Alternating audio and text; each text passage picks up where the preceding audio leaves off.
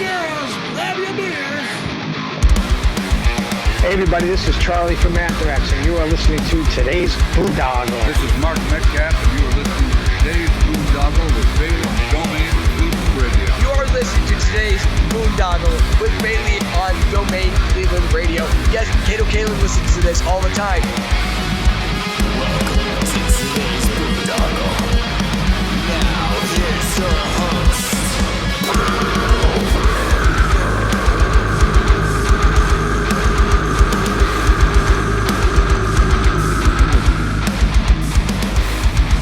I am Monty Heath, so one Heath, and you are listening to today's Boondoggle. Hey, what's up? It's John from Skillet, and you are listening to today's Boondoggle on Domain Cleveland Radio. Fasten your seatbelts.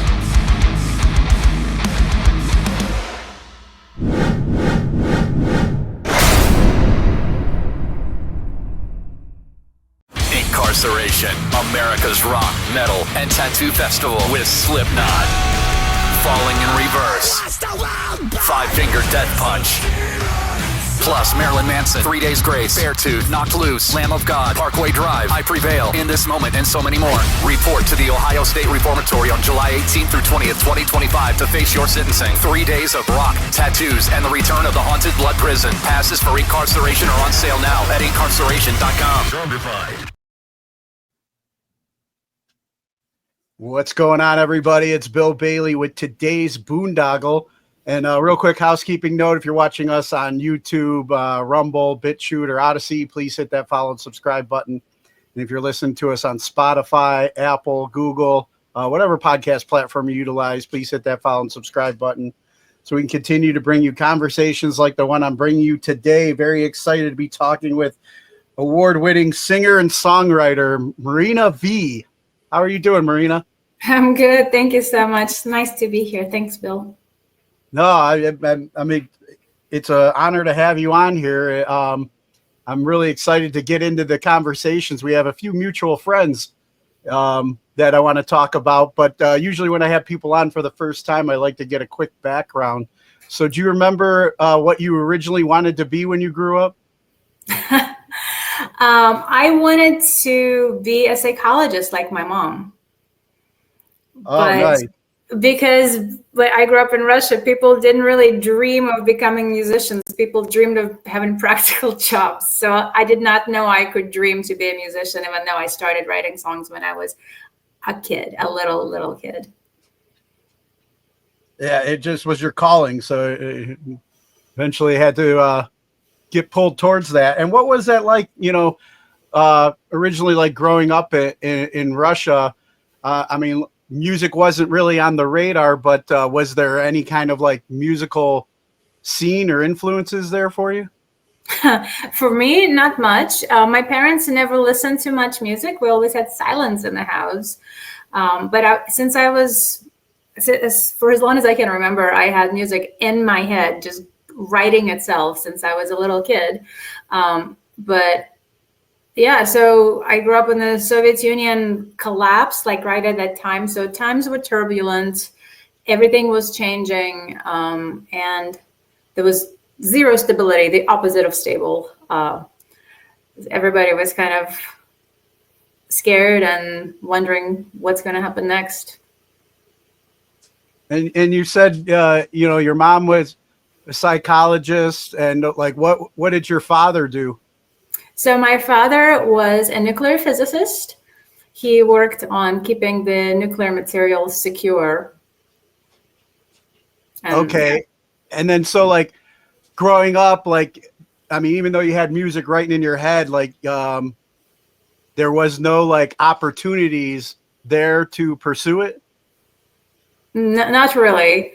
My parents, I was just talking to my mom about this, and she said, I wish I had some connections when you were a kid, because I saw you had this in you. I had no idea what to do with you.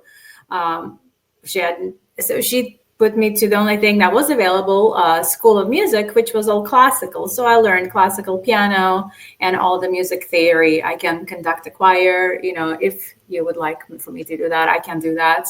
And, but there was nothing, for aspiring singer-songwriter to be influenced by. So now looking back, I'm like, I can't believe it, just because now there are all these opportunities. I have a 5-year-old daughter. There's all these opportunities I have for her, but my parents didn't have anything for me. And it's not their fault. It's just the way it was. No, I understand. And then like, so how were you able to like get, discover music and get hear music then at that time? So I heard a lot of classical music from my grandparents, and also some Soviet pop music. A picture like a post-Soviet boy band. I loved that as a teenager, but the thing is, now looking back at those songs, the songs were really good. Great music, good hooks. I mean, very dated production, obviously, but just wonderful stuff. So I was very influenced on pop and classical, Russian classical was specifically rooted in Russian folk music, which is just beautiful and really touches your soul. So I grew up in, those two odd extremes, perhaps, and that really shaped me. And then I discovered the Beatles. Most of their records were not legal, but some were, and then there were a bunch of like cassettes floating around. People would make compilations. So I discovered the Beatles when I was like around 10 or 11, and did not understand much of what it was singing, even though I was studying English. But the music just moved me. I did not know that everybody loved the Beatles. I thought I kind of discovered them for myself. and then when was it? In the 90s. Yeah. So that was like,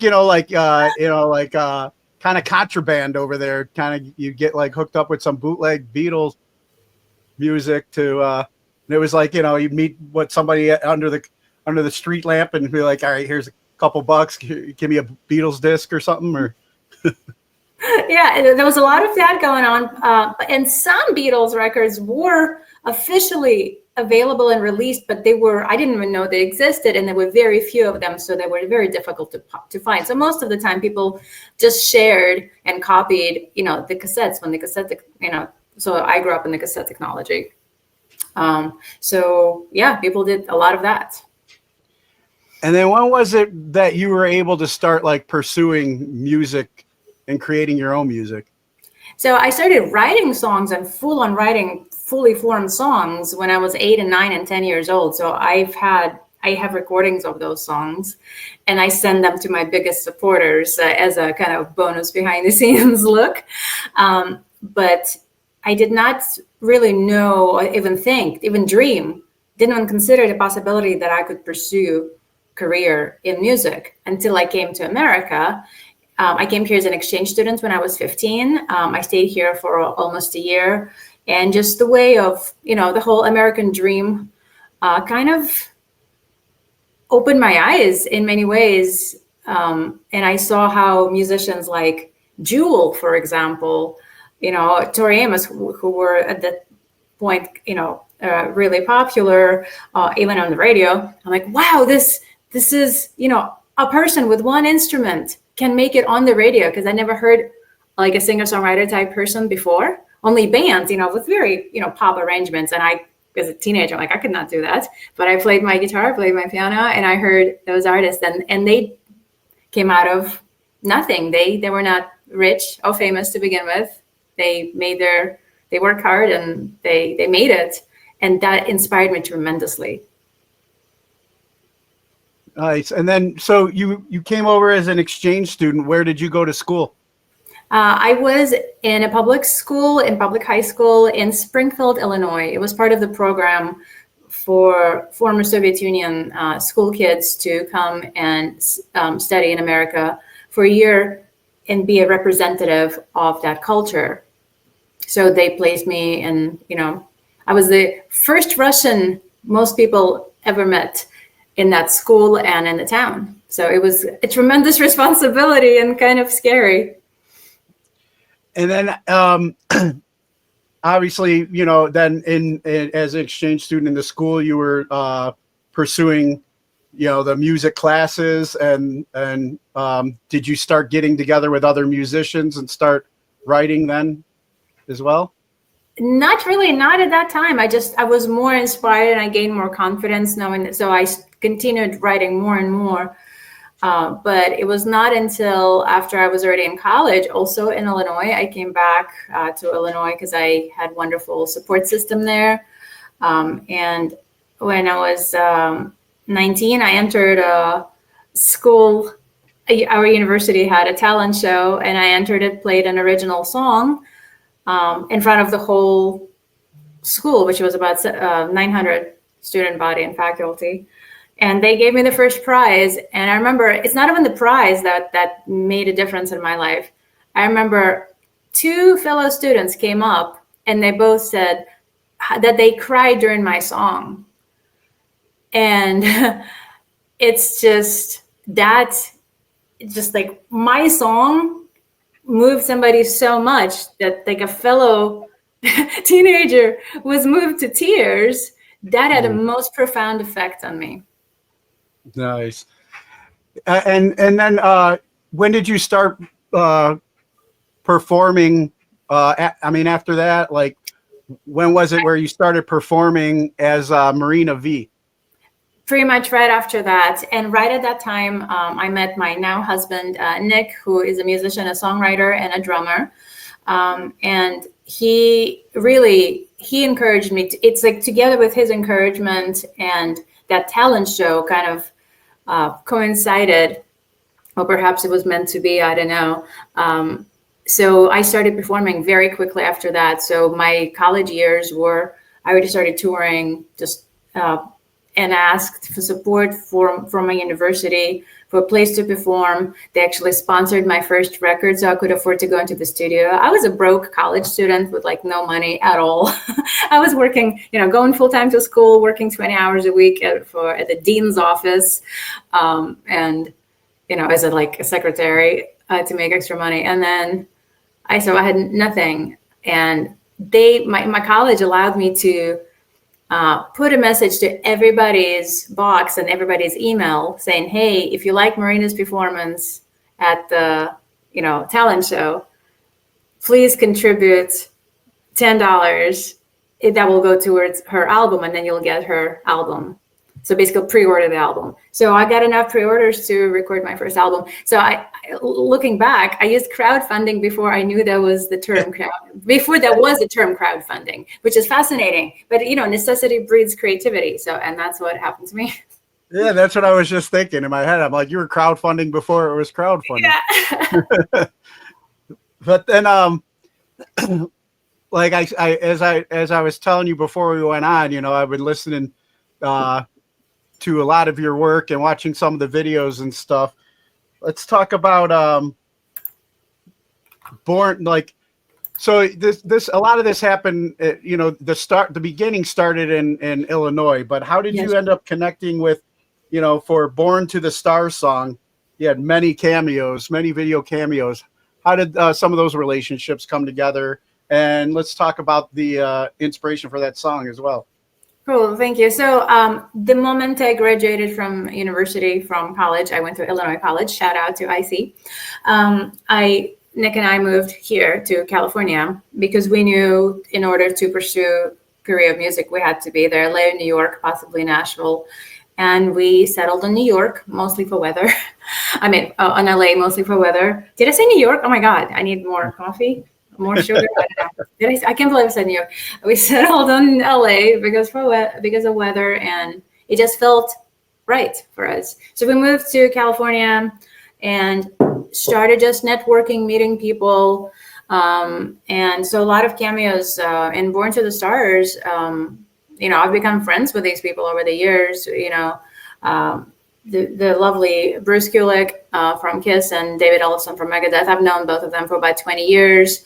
We have Jill Sobule, whom I've known for a long time, Steel Panther, Thomas Ian Nicholas, whom actually I met through Bruce Kulick, interestingly enough.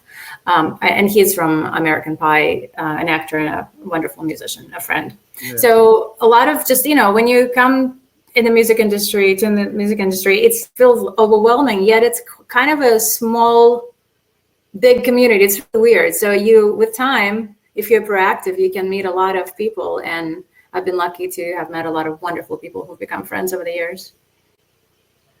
And we were talking earlier about those students that came up to you and told, how the songs moved them enough to tears. And, I kind of told you before you went on the air, I didn't want to embarrass myself, but I'll go ahead and do that. I've had 2 of your songs that I've been listening to that has had the same effect on me recently. And of course, I said, being a big Guns N' Roses fan, I loved your cover of Don't Cry. It made me cry. And even though it says don't cry. yeah, I couldn't follow instructions. I've never been good at following instructions, but yeah, I loved your voice and your take on that song, because I've always been a big fan of that song. But also, you were mentioned earlier your daughter, the daughter song. I have 2 daughters myself. I'm a girl dad, so of course I listened to that today. That came on shuffle when I was getting ready for this, and of course that one moved me as well. How old are your girls? My girls are my youngest just turned 21, and my oldest is 23. Be turning 24. But yeah, it's they're young women now, but they'll always be my baby girls, you know. Of course. Mine is still a baby girl. She's 5.5. But it's like, music has always been kind of like our family thing. We've had some artists that we both have enjoyed together that we cling to, and then they got the ones that they love that they pursue and all that. I'm more of like a heavy metal type guy, dad and stuff. So that's kind of where we differ a little bit. But yeah, just the music that comes when you feel like something that's kind of coming from the heart. The language of the heart always connects with the heart, and I thought with that song it definitely connected with me. So it was very beautiful.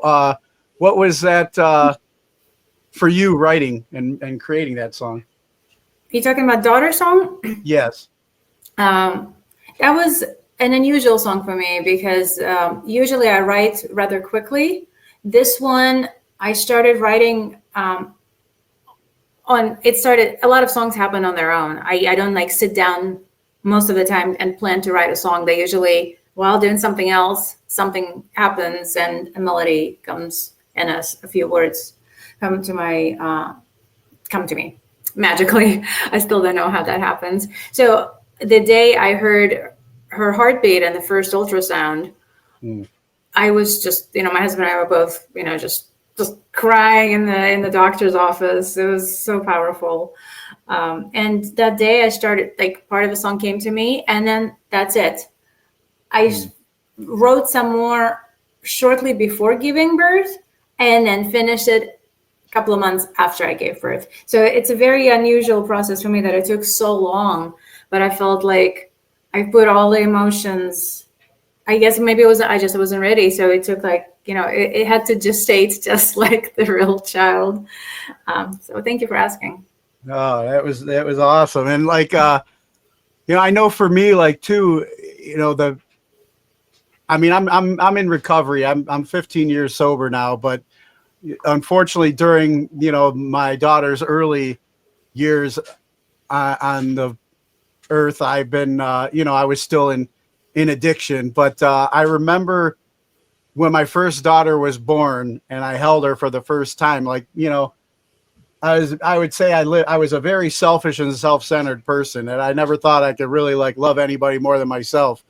And then when I held her, it just that was the beginning of the peeling, the breaking of the walls that were constructed around my heart. I started crying, holding her. I was like, this is, I love this being right here more than anything on this planet. I'm willing to do anything. And unfortunately it took me a while. I'm a slow learner. God had to send me a second daughter, but which I'm grateful for, both of my girls are, but then it was finally after my last deployment overseas when I had something to come home for. I had people, I had 2 people that were counting on me, and my whole life was just like, there was that wake up call, and I've seen, unfortunately, too many of my brothers and sisters go home in a coffin, and I was just like, I have to come home. I have to be here for them. And that's when my recovery journey began and my sobriety began and stuff. But so now, like my sponsor would tell me, the good news is you'll start to feel again, and the bad news is you'll start to feel again. And now I cry over songs and stuff that affect me, which isn't a bad thing, but it's that's good. It's thank you, by the way, for sharing. In 15 years, it's a major achievement. So that is awesome. I have people in AA in my life, so I understand a little bit. I have a little bit of a glimpse into that journey, but thank you for sharing openly. And because first of all, and crying is a kind of a weird taboo in our society, even though everybody does, but it's weird, and we even feel like, oh, I'm crying, must be something really wrong. But it's such a wonderful thing. It's such a great release, and we need it. Our bodies and our souls need it. So thank you for sharing that.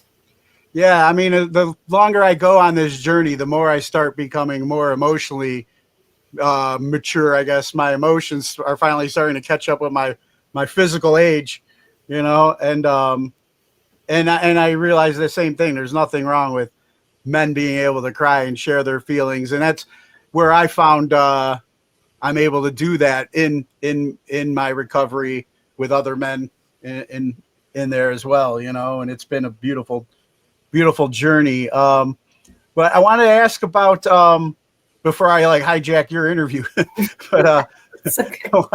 I wanted to ask about your latest single. We'd mentioned already the relationships that you formed with Bruce and David.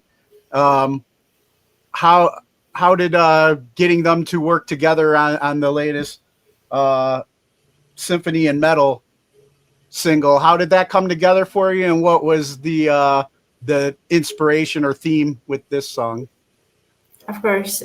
So Symphony and Metal, when my husband and I wrote it, it's, first of all, it's a song about knowing that whatever happens, I have it within me to deal with it.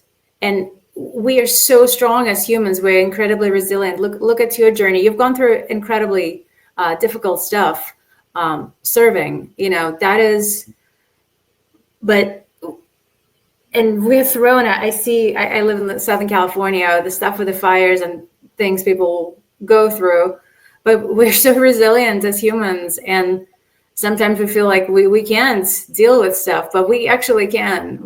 And that's what Symphony and Metal is about. We have it within us to deal with whatever life throws at us. And it is beautiful. And we should never forget that, even though it seems like some things seem insurmountable. So the song is about that. Symphony and Metal, we're beautiful and we're strong at the same time. So when my husband and I were talking about the arrangement, realized wow, here it is in the title, Symphony and Metal. Let's make it full on both. Let's do it. And we started working with an incredible composer, producer, Steve Horner, who's become a friend over the years. He also produced Daughter Song, and he's the one who arranged the beautiful strings on the Daughter Songs, which made you tear up. He is just a genius at what he does. So knowing that he would do the symphony part and the producing part of it, we needed the metal part, and that's where we thought, okay, we've known Bruce for a long time, let's do it. We've known David for a long time. Those guys are in their hard rock metal world. They're amazing at what they do. Let's see if that would be interested. So I recorded piano, vocal, and Nick did drums, and we did some of the orchestration was kind of there, and then we sent it to Bruce and said, hey, would you be, and David, and separately, and not as a group chat, but separate, hey, we're working on this song, would you be interested in, being our guest musician for this? And both of them listened to it, said they really like the song and I would love to be a part of it. So then Bruce recorded it at his home in Las Vegas. So we did it all remotely. and then David recorded in a studio in Arizona. And they all were sending us, parts. I'm like, hey, do you like this? I'm like, love it. I did not give them a direction, just you be you do your thing, because both of those guys are not only legendary and well-known musicians, they're incredible at their craft. They're so, so good. So I didn't have to tell them, like, you do this and this and this, like, just do your thing. And they did. And it's like getting those tracks back and hearing, like, oh my God, this is so, so good. And then it was so good, I had to re-record my vocal in the end because I needed to match their energy and their power, because originally I recorded to just my piano. So I had to re-record my vocal to make sure I have the oomph in my vocal as well and energy. Yeah, they help pump you up a bit, huh? Yeah, for sure. Now, as I was enjoying the song as well, the line where you talk about fear can take you down without even us realizing it. It was something that I was just like, I really connected with that, because it's like, even though, as I mentioned, I've been in recovery. It's just like every day I'm battling something in between my ears, and if I don't, where I'm grateful with my recovery is I've got more faith now, and I try and lean on that, more than the fear that, of that negative voice that can bring you down. And I really, I felt the battle in your lyrics as well, and I felt like you got energized to re-record your lyrics. I got energized, like, yes, I can get through those bad days, if I lean on this more. Thank you for sharing that. That's so I wrote this song with my husband exactly about that to even encourage myself to overcome the daily struggle. For me, I've dealt with depression most of my life. For me, it's also daily and sometimes hourly struggle. Mm-hmm. So I often write songs to myself to just like, because I need those words, and then I sing them to myself like mantras of sorts that help me get through whatever is happening, because there's always something happening. Right now, we have crazy winds outside and there are fires nearby. It's also very stressful. Our little daughter even is a little, scared. Not a little, all the kids are kind of nervous too. So, just little things like that, little big things like that, all of those things that constantly happen.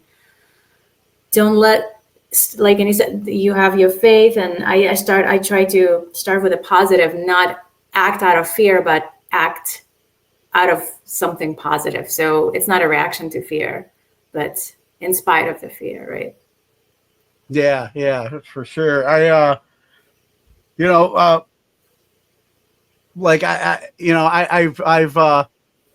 through therapy, I've learned different ways of trying to, like, I got sober, but I realized that my alcoholism and addiction were just a symptom of other things that I needed to deal with. And I still, like you said, hourly, on an hourly basis. But, journaling, they say, is like very good for that. Would you say a lot of your songs kind of come from maybe a modality like that you do for yourself? Oh, absolutely. My songs are my therapy. And I have been in therapy off and on for many years with various wonderful therapists who've helped me understand a lot of issues. I mean, let's face it, we all have issues, but realizing that you have them is a big step. And, that's why they have those wonderful professionals who help us realize some of the things they're right in front of us and we don't even see. But yeah, music has been my therapy. I always talk about that at my shows, how music has been my personal therapy. And I would probably be an alcoholic or an addict of some sort if it were not for music, because music keeps saving me almost on a daily basis. And certainly through the formative years of teenage years, for sure, I was very alone, and music was my absolute one and only outlet.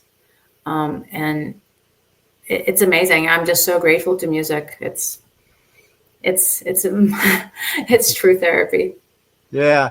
Well, for me too, it's like, as I've been on my recovery journey, it's like, I've still had to deal with like my PTSD and my anxiety, and doing this podcast and having these conversations is like a form of therapy for me that has helped me, so much on the journey. Plus, I believe that, our higher power will put people in our lives, not just like the professional therapist, but we'll be blessed with some good mentors and friends along the way in our journey. And as I mentioned earlier, a mutual friend that we have, one of my mentors is actually David Ellefson. And and so I've been blessed to get to share some of my journey with him. And I wanted to ask, like, you know, how did that relationship originally come together for you guys? Oh, first of all, that's amazing. I did not know that you, because you said we had a mutual friend, but you didn't say who. So and just one more thing on therapy. I think it's so important that we talk about these things. Again, for the longest time, for as long as humanity has been around, people did not talk about these things. Now we're very lucky. We live in time where it's becoming more and more okay to discuss this. And I think we should continue this conversation because mental health issues are really ubiquitous and it affects everyone. So the more we talk about it and give ourselves tools to deal with these issues, the better the better off we all are. So that's, but David Ellefson, we met in a funny way, actually. I, about 22 years ago, I think, 23 years ago, I was endorsed by Peavy Musical Instruments. And one day I got an email saying, I'm your new rep, blah, blah, blah. And like I told my husband, like, hey, we have a new rep. And I showed him the email. I said, David Ellefson, the David Ellefson is your artist rep at Peavy? I'm like, who? He's like, oh my God, we had a poster of him, growing up. He's an amazing bassist. He's your rep. Like, yeah.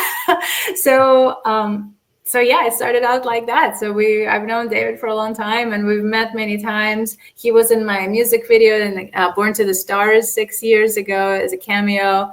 We've stayed in touch over the years, but we had never collaborated in a musical way. So he appeared in my music video, but he as himself without playing an instrument. But here, his bass, it's so badass, awesome. I love it.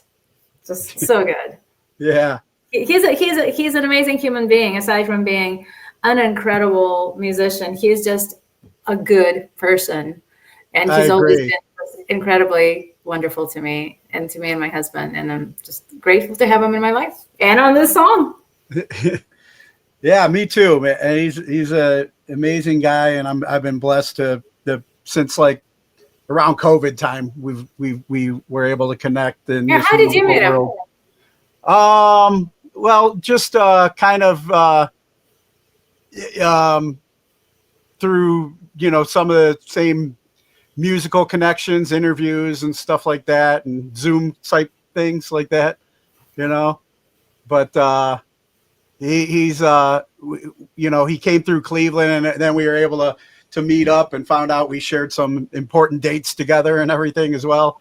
And yeah, he's a great guy. And then I liked when I was watching the video too on how you get, like, normally you watch like lyric videos and then they'll say just guitar solo or whatever, but you guys had it actually said like kick-ass guitar solo by Bruce Kulick. Yeah, I had to add that because it is a kick-ass guitar solo. Yeah. Thank you we just put this video out. I haven't notified my socials about the video. We just put it up and it's been busy nonstop. But yeah, thank you. You're the first person to comment on this.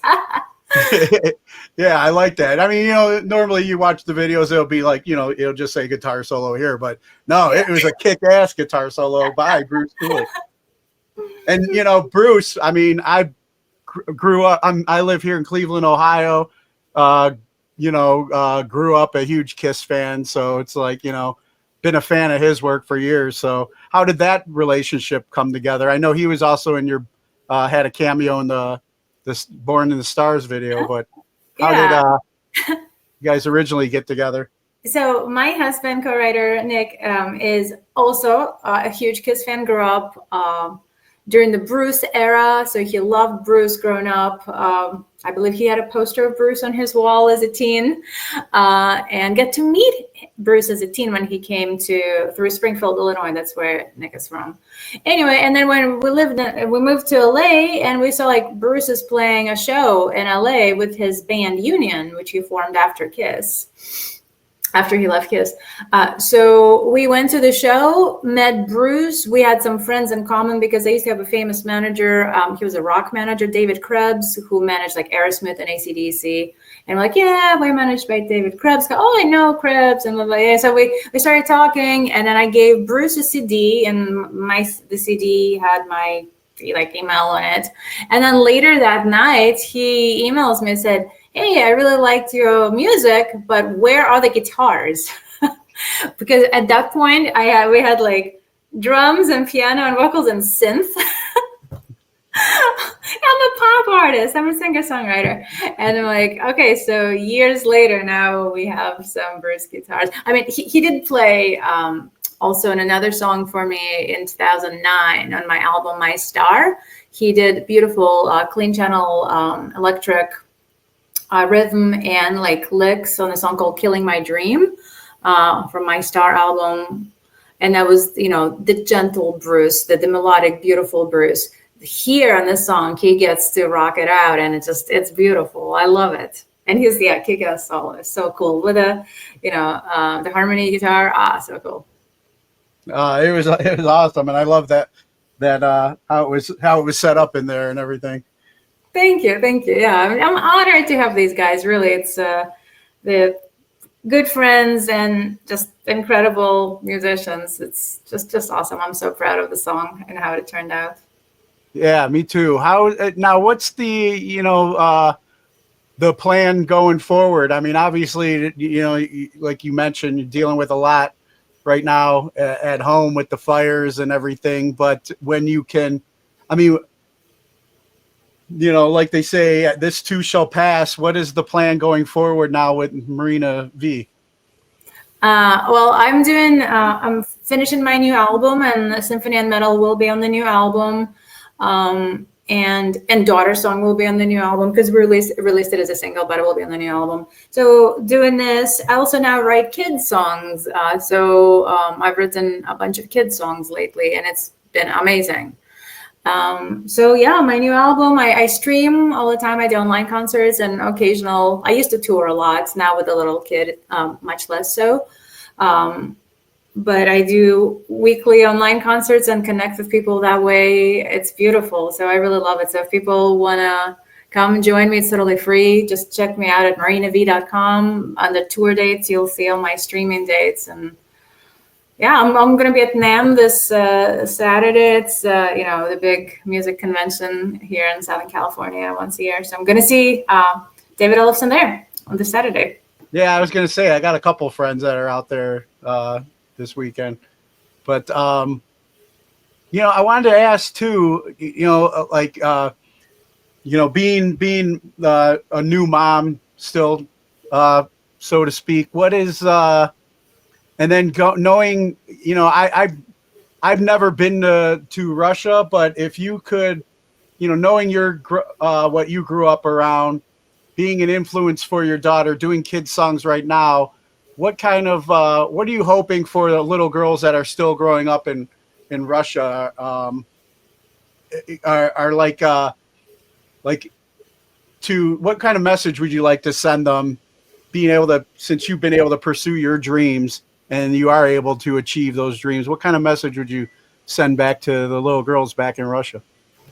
Well, things are very different now, at least were before the war. When I was growing up, really, there were almost no opportunities. Things got much different and were wonderful up until the war started in Russia. And first of all, I hope the war ends because it's horrendous. I have family in Russia and Ukraine, so it's been just horrific.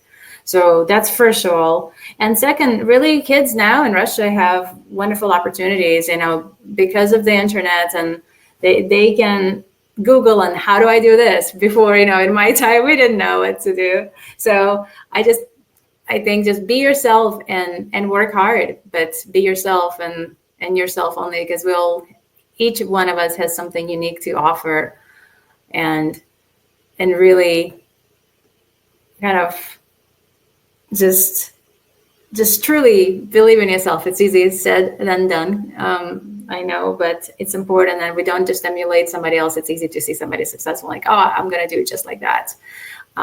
Find your own. I mean, of course, steal and borrow from the greatest, but appreciate your own uniqueness and work hard. I think those two things, that's my advice. Because everything else, if they work hard, they'll find ways. Because now, Google is your friend, right? They can find anything. It can be. Sometimes it can be your enemy. I don't like getting my doctor's diagnosis when I Google. Like, I got a pain in my side, and and next thing you know, I'm freaking out. I know, yeah. I mean, yes, of course, to an extent, yes. And then, like, before we get ready to wrap up, I want to ask you a couple of questions I normally ask my guests that I have on here. You talked about, like, some of your influences in music when you were younger, but who would you say are your top 3 artists today? That I love? Yes. It's hard to say. I'm still a Beatles girl. I love the Beatles so much. We got to see Paul McCartney numerous times. He's my favorite. But I find inspiration in classical music. My favorite composer of all times is Tchaikovsky, and just hearing his melodies just take me places. Just so I'm still Beatles and Tchaikovsky. I listen to those. I know, and I try to stay, of course, in touch with what's out these days. So I appreciate a lot of music. I think Taylor Swift is fabulous. I love Steel Panther. The Struts. I love a lot of different music, but I'm still Beatles and Tchaikovsky. There you go.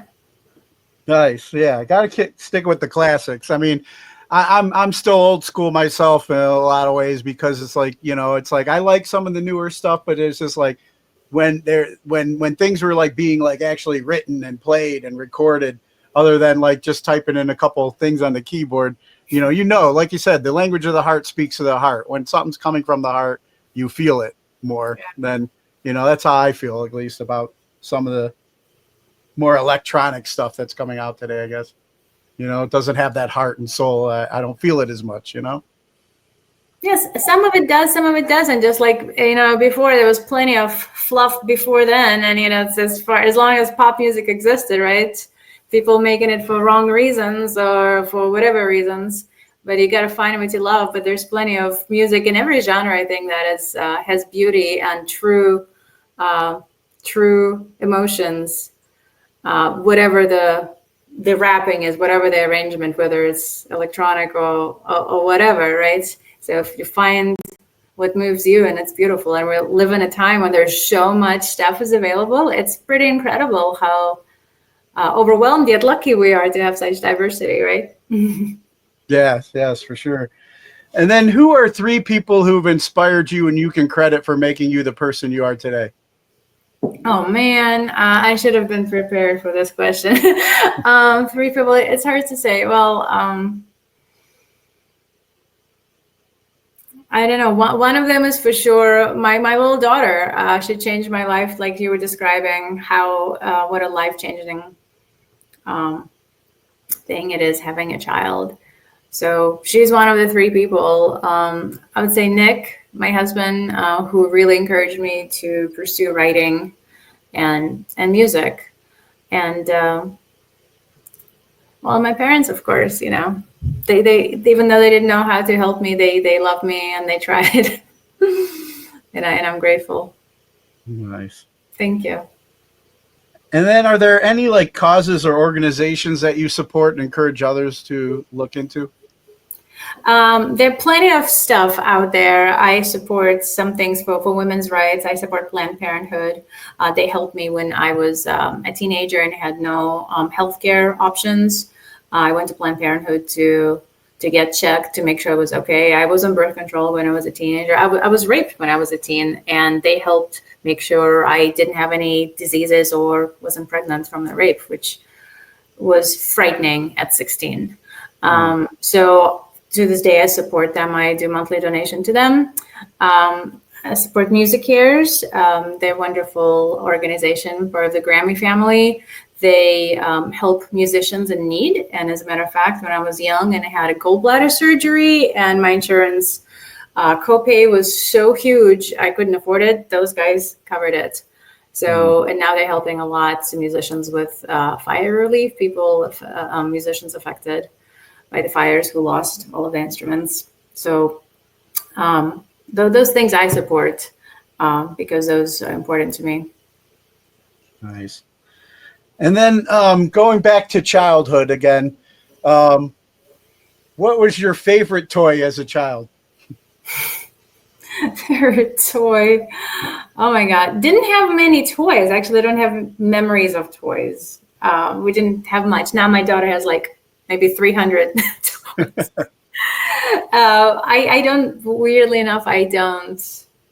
I remember I was just so into books, reading, playing piano. I have no memory of toys. I need to unpack that with a psychiatrist someday. Well, what would you say now with your daughter is a favorite toy you enjoy playing with her? I don't have a favorite toy. She has so many wonderful stuffed animals and other toys. Although she just got a little chicken from the Moana. It's like little tiny chicken toy from the Moana movies. I love that chicken. It's called Hey Hey, and I keep stealing it from her and put it on my desk because it makes me happy.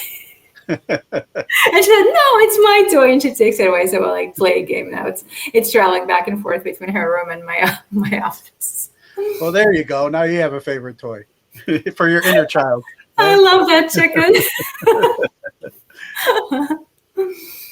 And then, we mentioned, the war, and hopefully it does end soon. I too have friends, from both sides, and it's just like and being, retired military, it's just like, none of us ever really, we served for a purpose, but we, nobody looks forward to like, I can't wait to go to war and stuff like that. Look forward to all of us coming home. But any message you have for our military members that are currently serving overseas?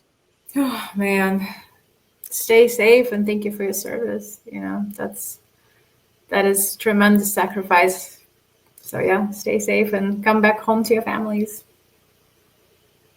Thank you, Marina. Thank you so much for your time. It was great talking with you. Thank you. For any fans out there that might be new to hearing about you and want to follow your journey and check out more of your music, where would you send them? MarinaV.com. My website has links to everything, to my Spotify, all my socials. MarinaV.com, everything. If you want to join me for an online concert, it's all there under tour. So please come say hi, follow me on social, sign up to my music updates on my MarinaV.com. Right there, you can sign up, stay in touch. So thank you so much, Bill. Really appreciate you having me here. No, thank you so much. And then I got to ask a favor. When you go to NAMM, give David a hug for me, all right? I will. Absolutely. Absolutely. I'll be seeing him this Saturday. Awesome. Well, thank you so much. And I'm going to keep praying for all of you out there to stay safe. And hopefully sometime tour will bring you through the Cleveland area. I'll get to see you in person. Thank you. I've played in Cleveland a couple of times in the past, and I've been to Rock Hall of Fame twice, and I love it. So I hope to come back. Thank you so much. Nice. We'd love to have you. All right. Take care. All right. You too, Bill.